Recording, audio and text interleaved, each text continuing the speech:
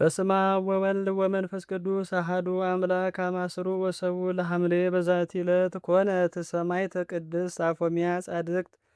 አንድ አምላክ በሆነ በአብ በወልድ በመንፈስ ቅዱስ ስም ሐምሌ 17 በዝች ቀን ቅድስት አፎምያ በሰማዕትነት ሞተችም። ይህችም ቅድስት በርሴፎስ የሚባል ከዲዮቅልጥያኖስ መኳንንቶች አንዱ አሰቃያት የታሰሩ ሰማዕታት በሚያልፉ ጊዜ በአንገታቸው የሚከብዱ ሰንሰለቶች ነበሩ፣ እንደ ውሾችም ይጎትቷቸው ነበር።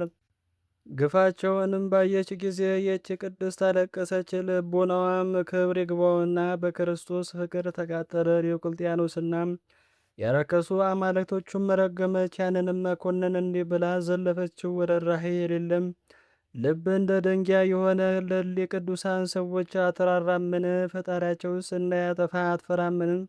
መኮንኑም ሰምቶ ወደ እርሱ ያቀርቧት ዘንድ አዘዘ። ስለ ሃይማኖቷ ጠየቃት። እርሷም ክርስቲያን እንደሆነች በፊቱ አመነች። በየአይነቱ በሆነ ስቃይ በግርፋትና በስቅላት ታላቅ ስቃይን አሰቃየ። ከዚህ በኋላም በእሳት ምድጃ ውስጥ ጨመሯት። ነገር ግን ከስቃዩ የተነሳ ምንም ጉዳት አልደረሰባትም። በዚያም ጊዜ በእሳቱ መካከል ቆማ ጸለየች። ፊቷንና መላ ስጋዋንም በመስቀል ምልክት አማትባ ነፍሷን በእግዚአብሔር እጅ ሰጠችም።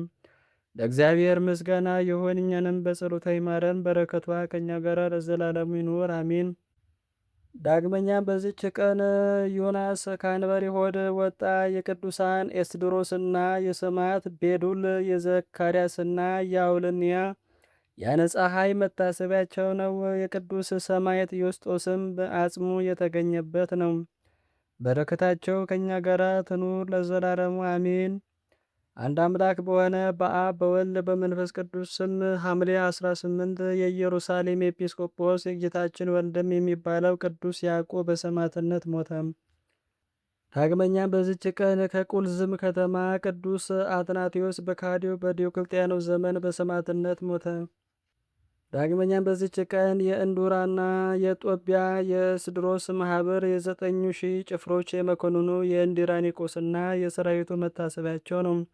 በረከታቸው ከእኛ ጋር ለዘላለሙ ይኑር አሜን። አእላፍ ቅዱሳንን አዘክሬ ምስጋናን አቀረብኩልል። ቅዱሳንም ዘወትር አንተን ያገለግሉ ናቸው። ለበደነቴ ማነብልን መጽሐፍ ምስጋና ተቀበል።